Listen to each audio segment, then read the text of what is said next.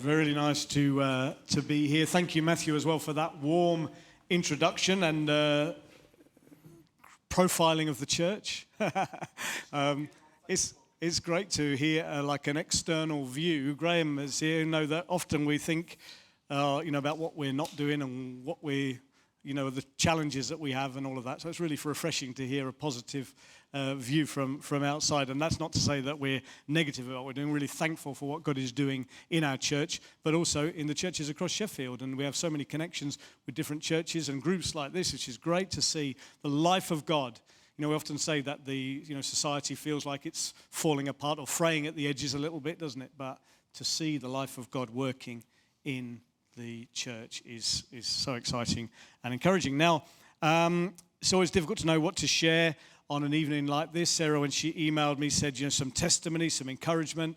So I've thought about it. I just want to share some personal sort of history and testimony, if you like, and what I've gleaned from that, and trust that God will speak to us all in different ways through it. This is a significant weekend for me. Yesterday I turned 53. I don't look it, I know, but so I look 58.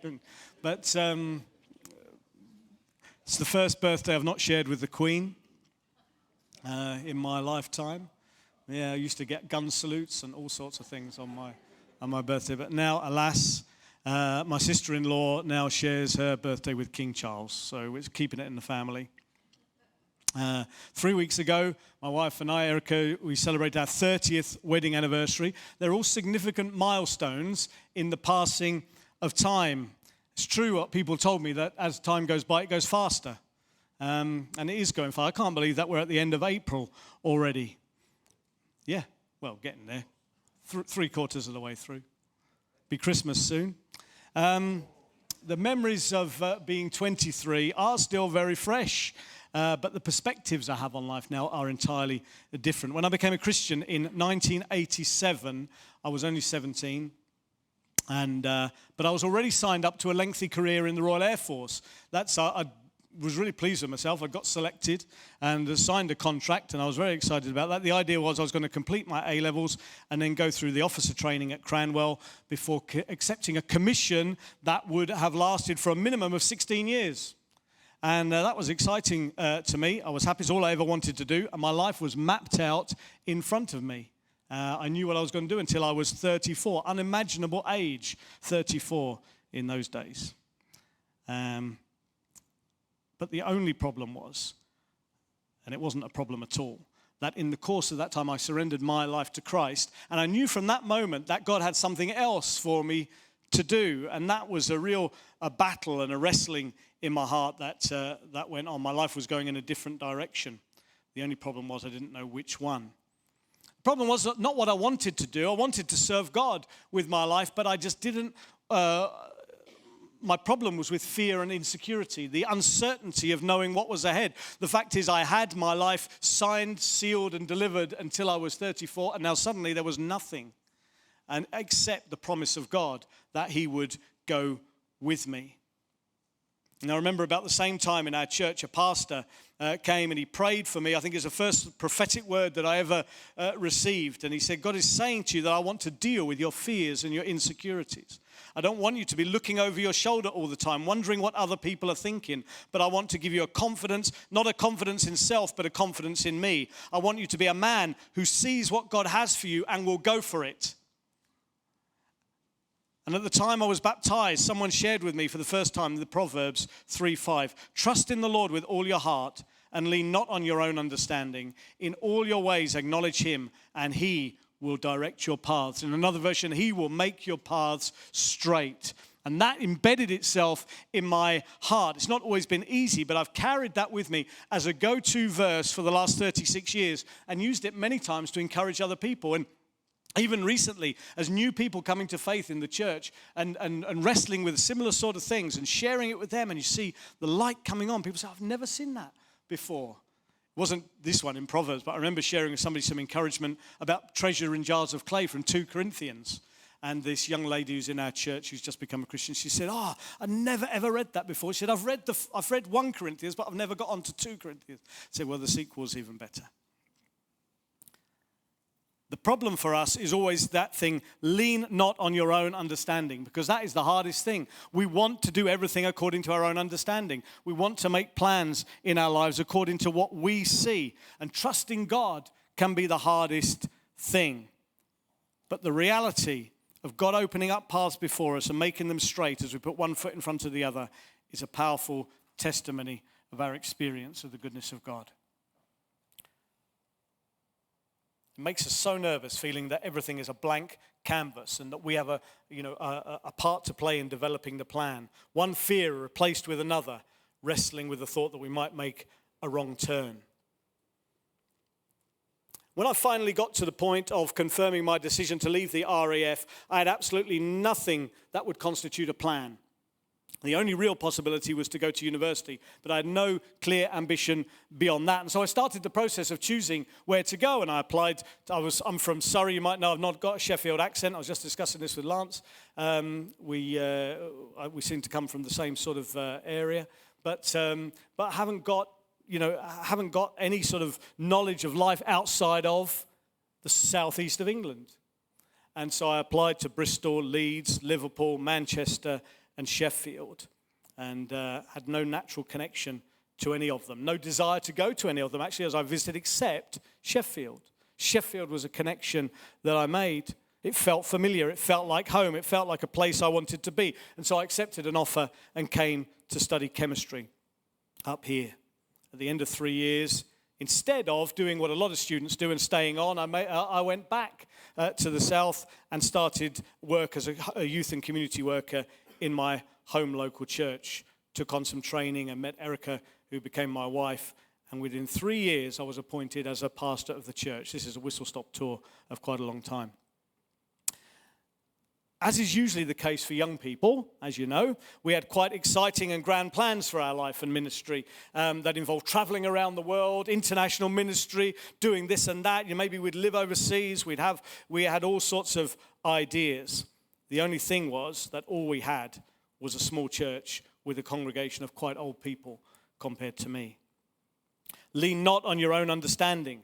That was the word that kept coming back to me. Trust in the Lord and he will make your path straight. And so we just gave ourselves to the work that we had, that small little church. When I had an induction service, as we'll have in a few weeks' time at MCF, we had quite a lot of people traveled from different places, friends and connections that we had, and we filled up the church. The very next day, the first Sunday, we had more people, I think, standing at the front of the church in the worship team than we did in the congregation. And it was a real challenge to give ourselves to it, but we knew that that's what God had called us to do. And that's what we did for 11 years. Very long story cut short, but when the door opened for us to leave there, we didn't really have a plan. We only had the option of continuing to walk forward, putting one foot in front of the other. What should we do now? What can we do? What do we know? How far can we see? And usually it's not more than a couple of steps. And over time, we'd built links with in Zambia and worked there. And so we made a simple decision. It sounds simple, but it was a big thing to pack up and sell up and move our entire family to Zambia in Central Africa. We sold everything, took our children, put everything against. My grandmother was saying, how can you do that to the children? It's unfair.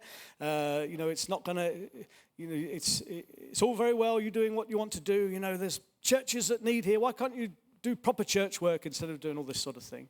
And we had to go against all of that and follow what we believed the path that God had opened up before us.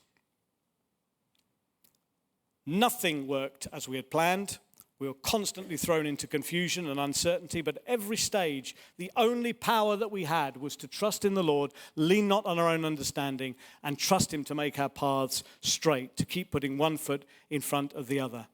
Once when we were stuck, not knowing what God was doing, not knowing what he was saying to us, one pastor came and he advised us very helpfully. He just said, it seems like God's got you over a barrel.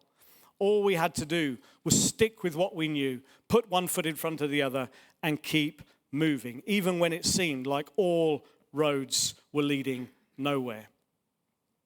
Step by step, it became clearer that the great story we had once planned was completely out of control, and God was utterly trustworthy, out of our control, and God was entirely trustworthy in all of it.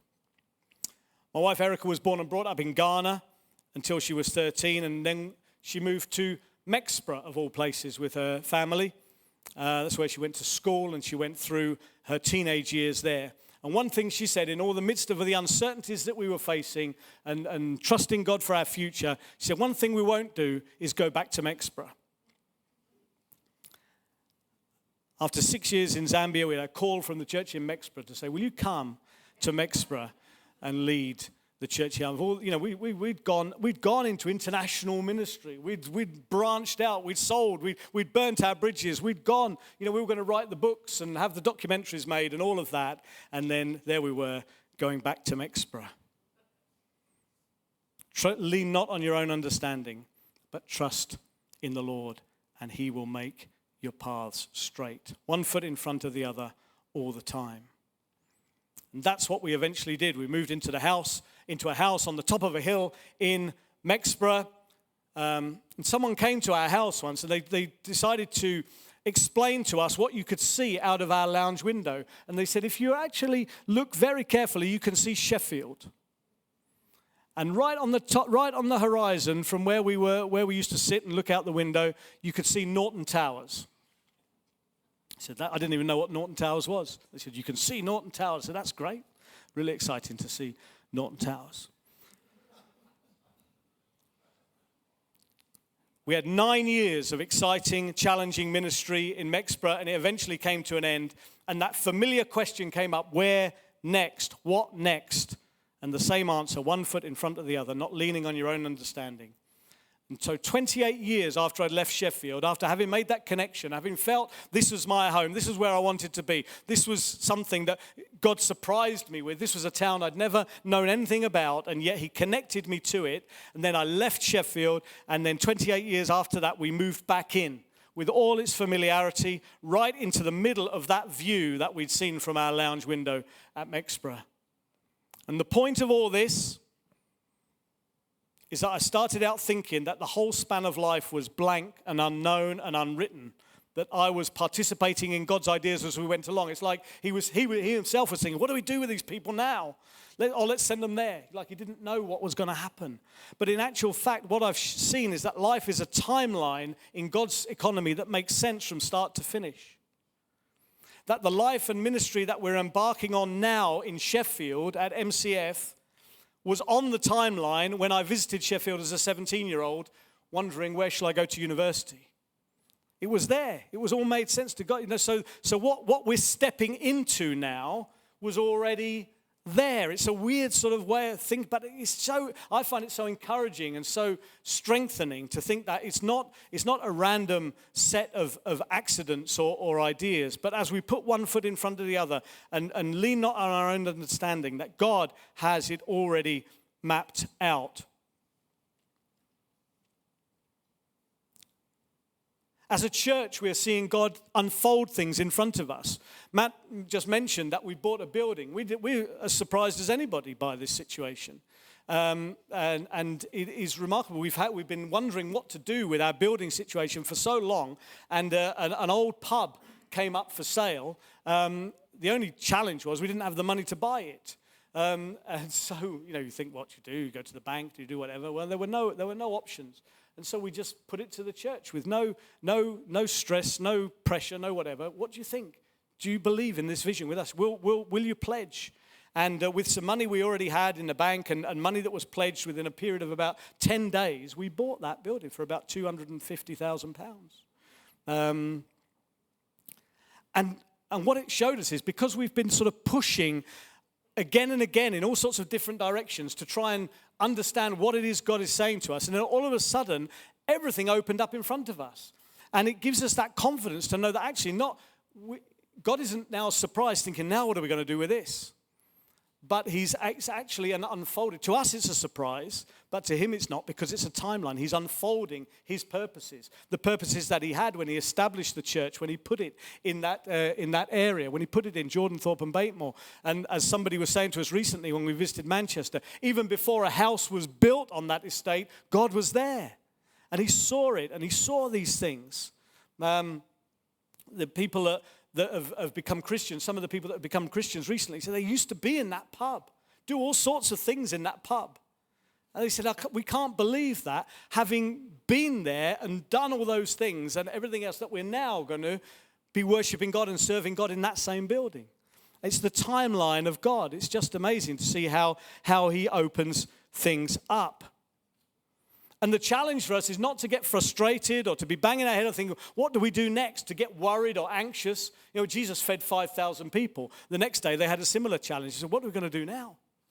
Because he's got it in his economy. A friend of mine said a number of years ago, I remember, he said, when revival hits and every Sunday people are being raised from the dead, we're going to have committees scratching their head thinking, what do we do with all these coffins? You know, like the problems all the time. But if we understand that God is unfolding his purposes in front of us, then it's an exciting thing, because we don't have to have the committees that work it all out. We don't have to have the budgets that work it all out. We have to be sensible. We have to administrate. We have to be responsible, in a sense. But then God surprises you and gives you £250,000, buy a building. That's not normal. That's not normal budgeting. And it's certainly not something that we can claim credit for and say, oh, look what a wonderful church we are because we managed to do that. It's just something that God made possible, and he does it in his own way. We, in the prayer meeting recently, one of our leaders was talking about the challenges of feeling like everywhere we go, there's this challenge after challenge, and they seem insurmountable and sometimes overwhelming. And as he was talking, the picture that came to me was of the children of Israel as they were escaping Egypt. They ended up at the Red Sea. And there was the Red Sea in front of them, the mountains either side of them, and the army behind them. They were absolutely done for. There was no way through. There was no strategy that they could make in order to get out of that situation. They were trapped like rats in a barrel. God's plan was for them to walk through the sea. And, that just blows my mind every time I think about it. And as he shared that and we shared, there was a lady, a lovely, godly lady in our church, and she shared a psalm that I'd never actually read before. I probably read it, but I hadn't remembered the point. And it was Psalm 77, verse 16 to 20. And it says this: the waters saw you, O God, the waters saw you, they were afraid. The depths also trembled. The clouds poured out water, the skies sent out a sound, your arrows flashed about, the voice of your thunder was in the whirlwind, the lightnings lit up the world, the earth trembled and shook. And then it says this: your way was in the sea, your path in the great waters, and your footsteps were not known. You led your people like a flock by the hand of Moses and Aaron. And if there's a benefit of reaching 53, some of you might have gone further than 53. You don't look like you have, but you might have done. Is to reflect that there is a path for our lives, for our families, for our churches, for our ministries. But the path is not always seen. But there is a path. The path for them was under the sea. The sea was over the top of it. Nobody could, the footsteps were not known. There wasn't, but God had already determined that their path out of that situation was through the sea. And he led them by the hand. Another version says, your steps formed a highway through the seas with footprints on a path no one even knew was there.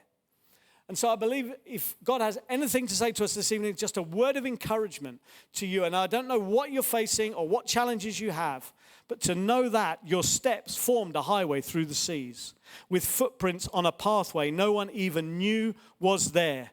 You might feel stressed. You might feel up against it. You might feel like, what are we going to do? You might feel like there's no way out. You might feel like, I don't even, like all that I hoped for, like I said, in our situation, all that you hoped for in the past seems to have come to nothing, and you seem to have ground to a halt. You know, those, as you're going down the hill, and there's those escape lanes full of sand at the end, and we feel like we've run into them. Rather than running downhill with the wind in our hair, we've sort of gone straight into the sand and come to a halt, and there's no way out. God is saying that even when everything is bricking you in, everything is completely blocking your view, even if faith has gone, there is a pathway through the seas. Trust in the Lord with all your heart and lean not on your own understanding. In all your ways submit to him, and he will make your paths straight. He'll make the path straight if we'll trust him. He'll make the path straight if we walk. Keep on walking forward, and the paths will open up before us. There are so many challenges, so many things, so many times that life doesn't work out the way that we expect it to, plan for it, or want it to. But yet my testimony, my understanding, and we've been through it, life has not been easy, challenges have always been there. There have been times when we scratch our head and think, what on earth is happening now? What will become of us? We must be finished now. And yet here we are today. Keep moving forward. Keep going, because there is a highway through the seas with footprints on a pathway no one even knew was there. That's really the simple word of encouragement that I believe God gave me. And I trust that he'll speak it to our heart and apply it to us in whichever way that he can. Amen.